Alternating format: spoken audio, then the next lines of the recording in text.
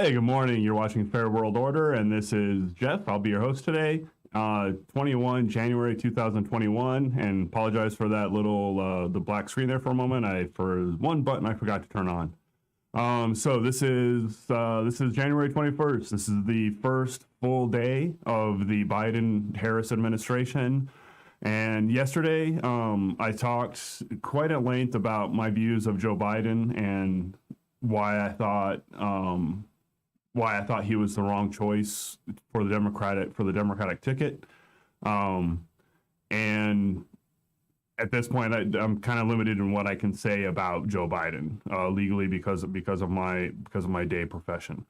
However, I also teased yesterday that today I would air my views about the outgoing administration and Donald Trump because out with the old and with the new. But with the old out, I can now actually say, for the first time in 4 years, everything that I believe about Donald Trump. So that's what I'm going to do right now. I'm gonna go through what I thought the issues with Donald Trump are, and why he was singularly such a horrific person. A lot of that shouldn't be new to anybody, but I do want to go back and recap some things. So, with that being said, let me pull up this. So here we have Donald Trump. Snarky little picture I picked for him, and I just want to remind everybody, 2016, specifically October of 2016, before the Me Too movement really kicked off for the Women's March, and I think right at the start of the Time's Up movement, just about 3 weeks before the actual election, before people actually went to the polls, we heard the audio of Donald Trump talking about how he treated women. And in the wake of that, a lot of women came forward with their accusations of sexual harassment or assault against Donald Trump. And now some of these, and one story in particular I had been following for months prior to October of 2016. So this was not in any way, shape, or form news to me. And in my own little corner of the universe, I did what I could to explain to people how horrific this man was, but it generally fell on deaf ears. So with that being said, these are just some of the 26 victims. Actually, I'll list the names of all 26 people that have come forward. I'm not going to show their pictures. I'm just going to state their names. They've all come out publicly, but I don't want to use their pictures without their permission. You have Jessica Leeds, Ivana Trump, one of, I think, Donald Trump's either first or second wife, Kristen Anderson, Jill Harth, Lisa Boyne, Maria Bellato, Victoria Hughes, E. Jean Carroll, Temple Taggart, Kathy Heller, Amy Doris, Karina Virginia, Karen Johnson, Tasha Dixon, Bridget Sullivan, Melinda McGillivray, Natasha Stoynoff, Jennifer Murphy, Juliet Huddy, Rachel Crooks, Samantha Holvey, Nini Laxonen, Jessica Drake, Summer Zervos, Cassandra Surlis, Alva Johnson, and a Jane Doe that was age 13 at the time of her alleged rape. So most of these women, pretty much all of these women, fall into some different categories of their assault.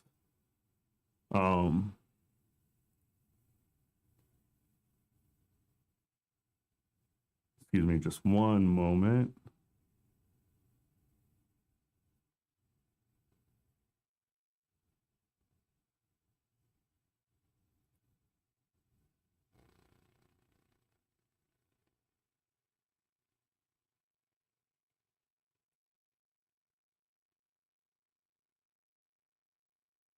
And I think, yeah, I did butcher that. All right. So I apologize. I actually didn't have the right screen up as I was going through that. So those are all the names. So most of these women fall into a couple different categories. In some cases, many of those women were teenagers or women in various beauty pageants, Miss Teen USA, and I believe the Miss USA pageant. And they accused Donald Trump at various times of going into their changing room while they were in various states of undress or nude, and the discomfort they felt with him going in there. In some cases, these are women that have accused Donald Trump of groping them. I believe it was in one case groping a woman on an airplane, pinning women up against a wall, forcibly kissing them, grabbing their buttocks. Being in a restaurant and a woman being trapped inside of a booth surrounded by men, and rather than getting up, forcing her to exit the table by standing up and actually walking over the table, and then commenting on what she was wearing underneath her skirt. In the case of the Jane Doe, her accusation was that she was raped multiple times by Donald Trump and Jeffrey Epstein at one of Jeffrey Epstein's residences. She attempted to sue Donald Trump before the presidential election. However, she ended up dropping her suit, and her actual identity has not been revealed. Although there was a name attached in some court records. I'm not going to say what the name was, but she did attempt to sue him. She filed affidavits, and then she backed out of her lawsuit. In the case of his wife, Ivana Trump, during their divorce proceedings, she described what would have been a rape: him pulling her hair, throwing her onto a bed, and then forcing himself on her.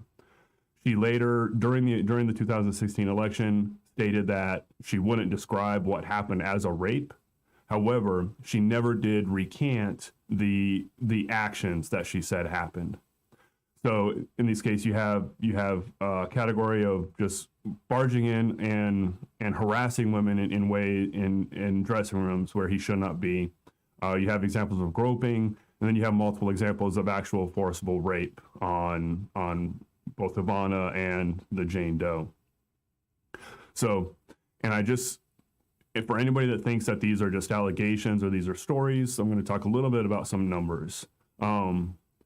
Generally, when we're dealing with sexual harassment and assault allegations, one of the hardest statistics to get a firm grasp on is the rate of false accusations. The statistic I see most often is 10%. 10% of all allegations turn out to be false. I don't actually know where this statistic comes from. I've been seeing it for about 20 years, and I don't really know how that stat is validated.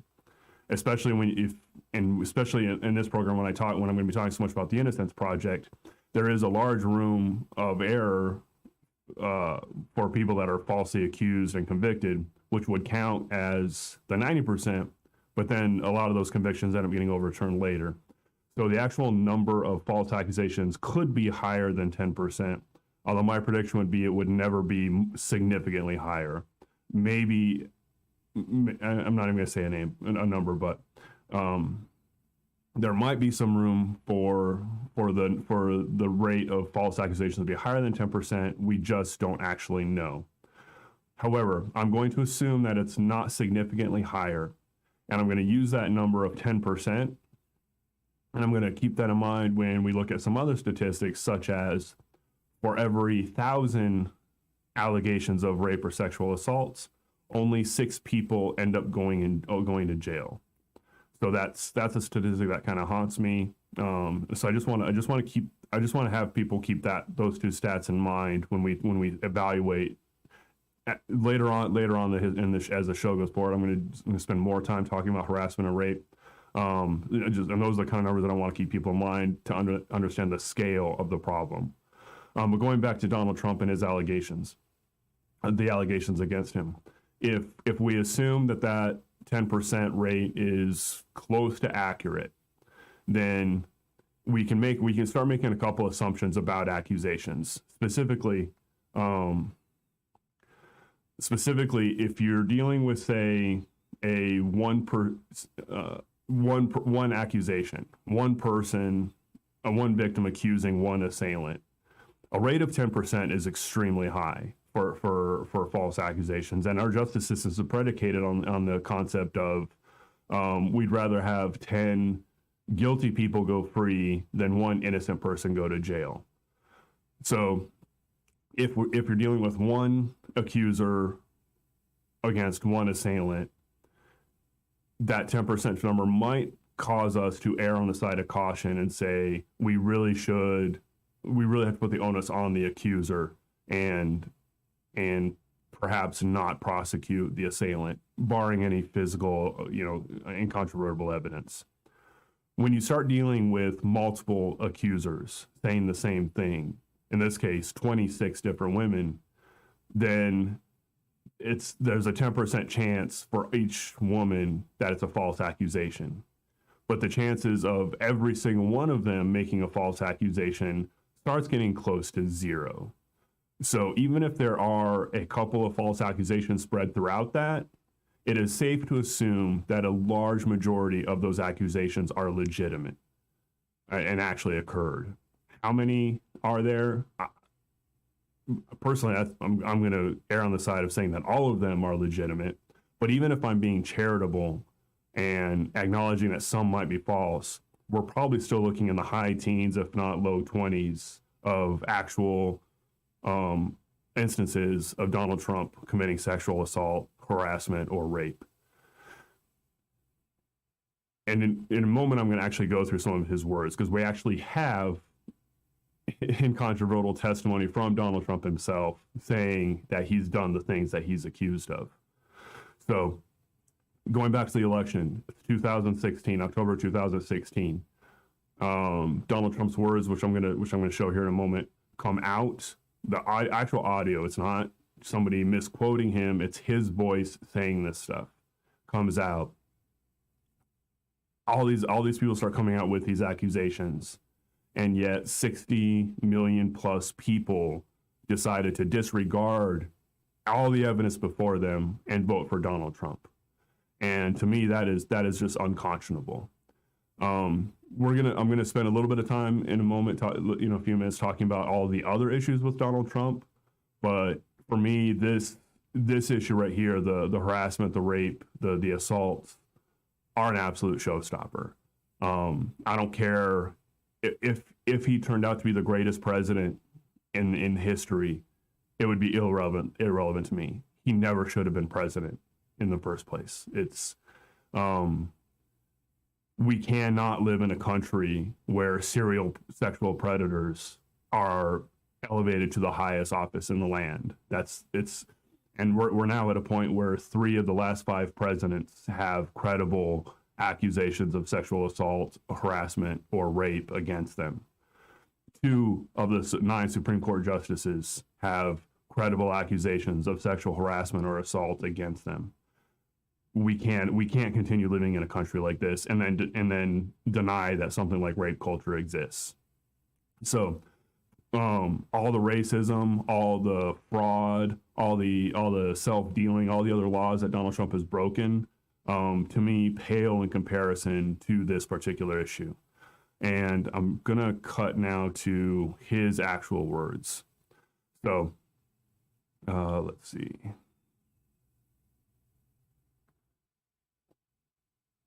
Sorry, just a moment here.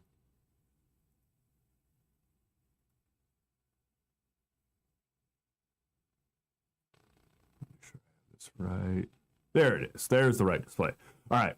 So these are his words. And I'll go backstage before a show and everyone's getting dressed and ready and everything else. And no men are anywhere. And I'm allowed to go in because I'm the owner of the pageant. They're standing there with no clothes, and you see these incredible looking women, and so I sort of get away with things like that. Donald J. Trump. Personally, I'm as I was prepping this episode, I told myself I wasn't actually going to read that out loud, and then I just kind of did anyways. and I feel gross even saying that stuff. And here's a technique I like to use to kind of help me understand why certain things are wrong or why certain things happen. And I want everybody, just anybody that is listening to this, to just take a moment. Now imagine that you are a 60-year-old man and you're approaching a door. On the other side of this door, is a room full of teenage girls, 15, 16 years old. And that they are going to be in various states of undress, nude, topless, because they're getting dressed for a pageant. This. What's happening on the other side of the door. Would you open that door and go through it and walk into this room of half-dressed or naked teenage girls? The answer is no. It should be no. Under no circumstance. Well, the only way I would even consider opening that door and going through is if it was a life-threatening emergency, such as an active shooter, a fire, aliens coming down and getting ready to blow the building up. There is no conceivable way I would justify going through that door and barging into this room, because it's wrong. Donald Trump admittedly did this on numerous occasions and bragged about it afterwards. He knew what he was doing. He knew what he was doing was wrong. He knew why he was doing it. He was doing it for his own sense of gratification. That's sexual harassment of a minor. There is no alternate way to look at that. He did it. He did it repeatedly. He bragged about it. And over 60 million people looked the other way and decided to vote for him anyways. And I've got another quote from him. This is from the interview with Billy Bush. I'm not going to read this. I just, again, want to invite everybody to look at these words, consider what they actually mean, and then ask yourself, put yourself in that position. You're being interviewed by a reporter, and then what would have to be going on inside your head to push that reporter up against a wall, force your tongue down her throat, and then grab her by the crotch? I can't comprehend doing that. And I can't comprehend tolerating anybody that would do that. That was our president. He said he did it. Multiple women said he did it. And over 60 million people chose to look the other way.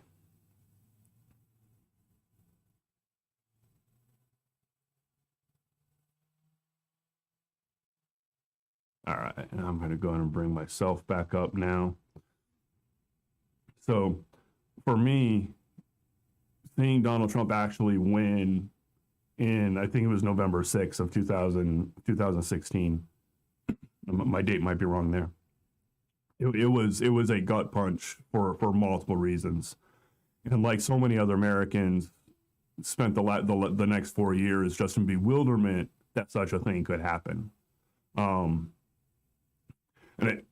I want to talk a little bit now about some of the other issues. The racism with Donald Trump.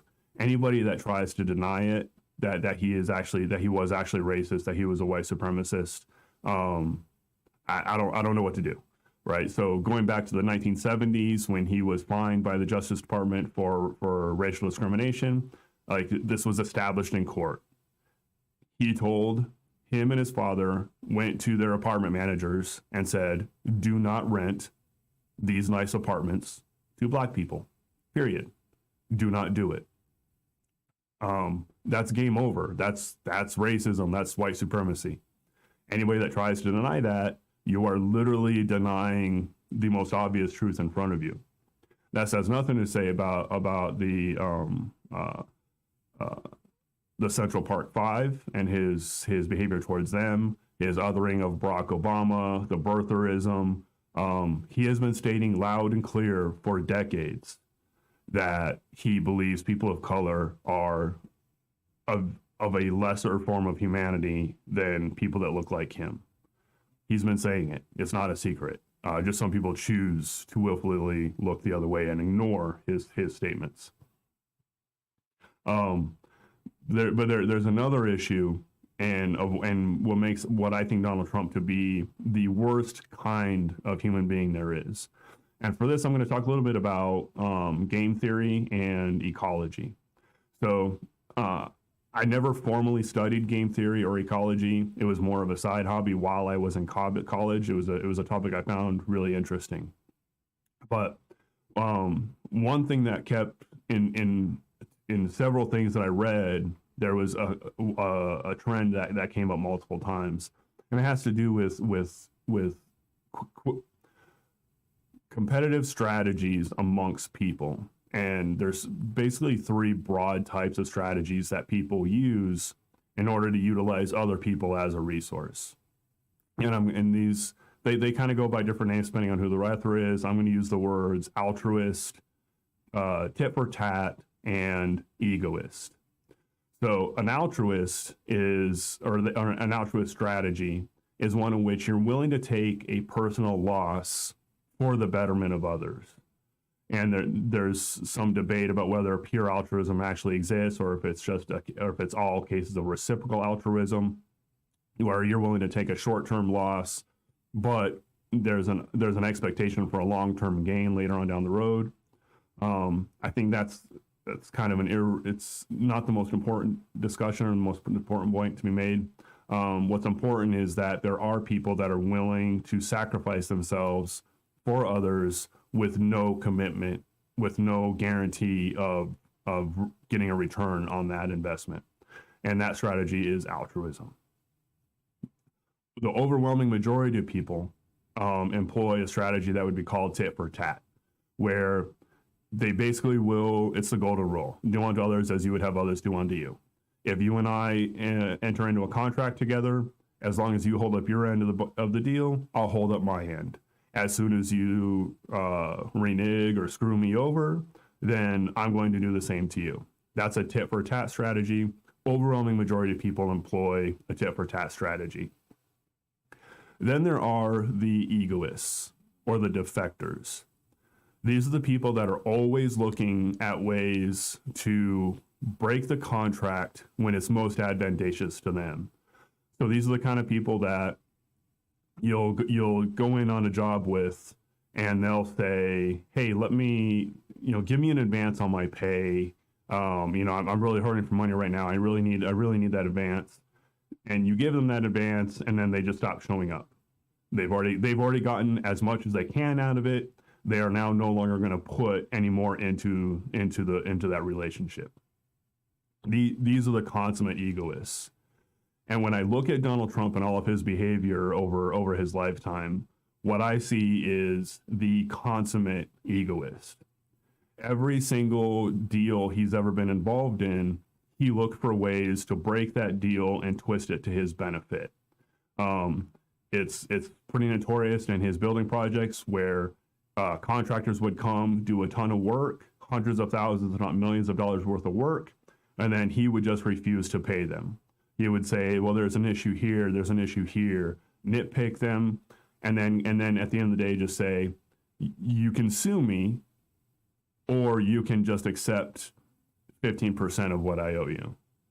And most of these contractors who did not have the ability to sue would just have to accept pennies on the dollar of what they were owed, or else risk getting absolutely nothing. That's the behavior of a defector. And I'm not sure if it's 5 or 6 actual bankruptcies that he's filed, were all predicated on getting other people to invest in his properties, paying himself large bonuses, salaries, running the properties to the ground, and then leaving all his investors on the hook for all the debt. Meanwhile, he's already been paid, and he walks away fairly whole. That's a scam, and it's a scam he ran multiple times throughout his casinos. There's the charities, where he would go into an agreement with somebody. You give me money and it will go to this cause. And then he just wouldn't pay up. He would, the money would go to the charity, and the charity became basically a slush fund for him and his family.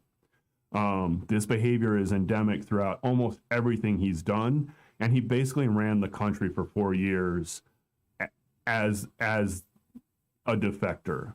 So pulling out of NAFTA, pulling out of the Iran arms, the Iran deal, pulling out of the Paris Accords, all of these contracts, and whether you believe that these contracts are valid or flawed or not, they were agreements with other countries, and he just unilaterally pulled away from them for the express purpose of getting a better deal.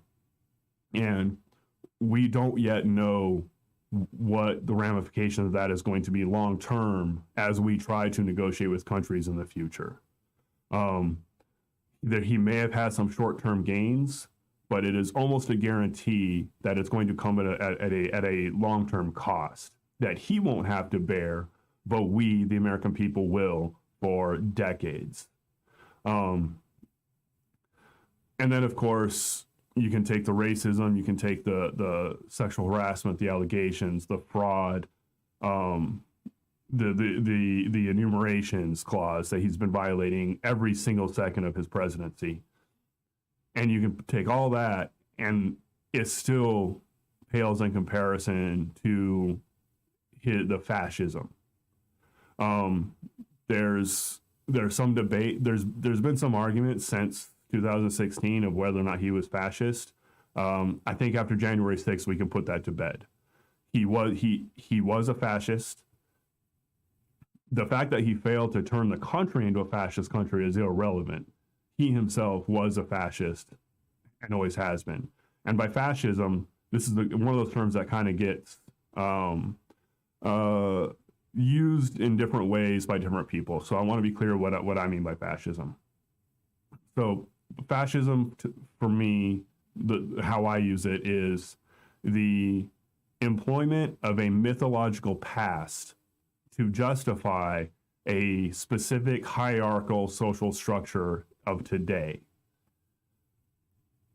predicated on the suppression of the creation of an in-group and the oppression of an out-group within that society, and the concentration of power and wealth within that in-group. So this is what we tend to see in fascistic countries. They invent a mythological past which justifies consolidating wealth and power within a specific group, and then they use the machinations of the state to oppress anybody not in that group.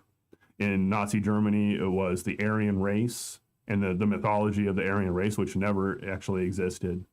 And with Donald Trump, it was really harkening back to this old America when things were great. Although he never did specify when America was great, what period he was referring to. We just know it was sometime before people of color, women started getting their own voice, and that voice being recognized by the state. So he espoused fascistic beliefs from the very outset of his candidacy, if not before that. And it was the only question was, to what extent would the state begin to bend to those beliefs? And he pushed it as far as he possibly could up to January 6th, when a group of, and I don't care, there's a lot of argument about what to call these people: fascists, white supremacists, neo-Nazis, domestic terrorisms. These terms aren't mutually exclusive. They all apply. So this group of white supremacists, neo-Nazi, fascists, domestic terrorists stormed the Capitol building with the expressed intent of upending a democratic election and assassinating political rivals. And this was all done at the behest of Donald Trump and his surrogates in the moments leading up to this uprising. So for me, what is the appropriate course of action for a person who uses the language of populism in order to upend democracy and instill an authoritarian regime? What should we do with that person? To me, nothing is off the table. I would start the discussion with public execution. And I don't say that lightly. I don't say that as a joke.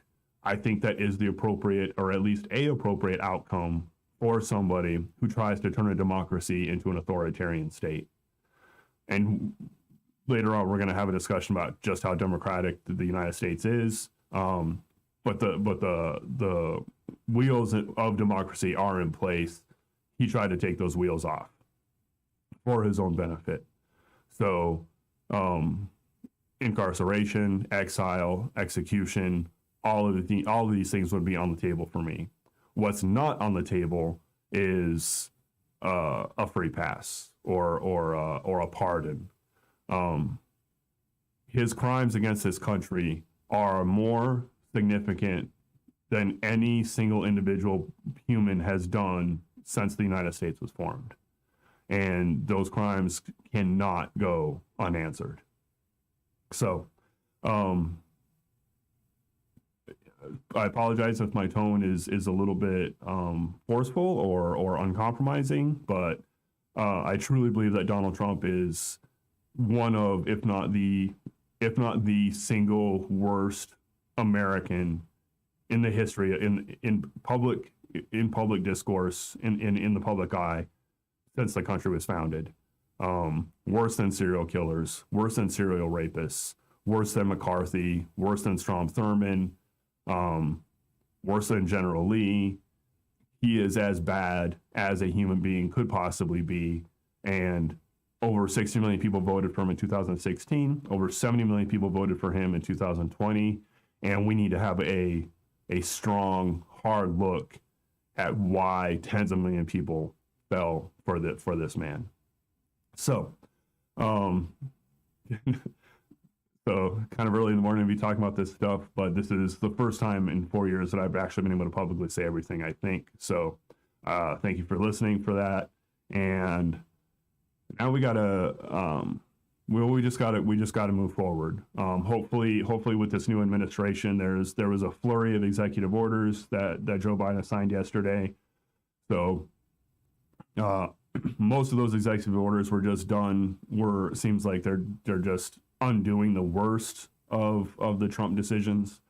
It's yet to be seen if there will be a true movement towards justice in this country, justice and equality. We'll see. I'm very skeptical about that, but at least we have a chance of doing something now. Now, with that being said, I'm going to cut over to the next segment, and this is going to be. I did this yesterday, and we're going to go look at another person today, and that is. Here we go.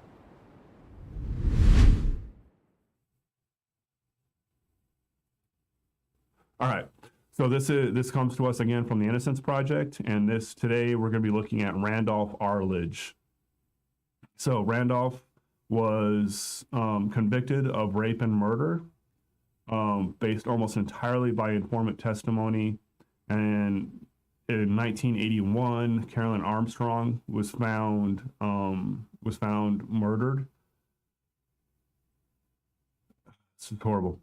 Randy was convicted in 1984, and then he was ultimately, after 29 years, released in 2013 based on DNA evidence. And same thing we saw when we looked at the case yesterday. The actual guilty person was actually already in jail for another crime, but. See what his name was. David Sims. David Sims was the actual person who committed this horrific crime, and then after presented with the DNA evidence, he admitted to the murder of Carolyn Armstrong. So once again, we see this man, Randy Arledge, 29 years in prison for a crime he didn't commit, and that's 29 years of the actual murderer walking free. although he was in jail for a lot of that because, and not just that he was walking free, but because he was free, he had the opportunity to commit other crimes and create other victims. So again, the Innocence Project isn't just about overturning wrongful convictions. It is truly about getting real justice for the victims. Back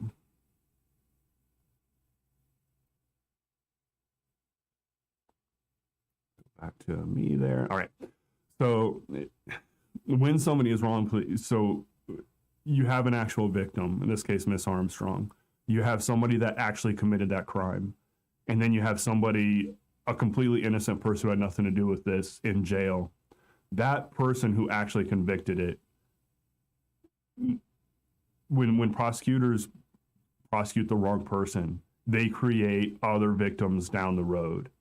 So in this instance, where there would have been one victim, the actual murder, which is horrific in and of itself, the sloppy prosecution, the wrongful prosecution of Mr. Armstrong created so many other victims.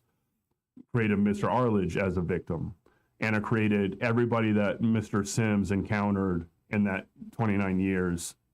It created all those victims as well.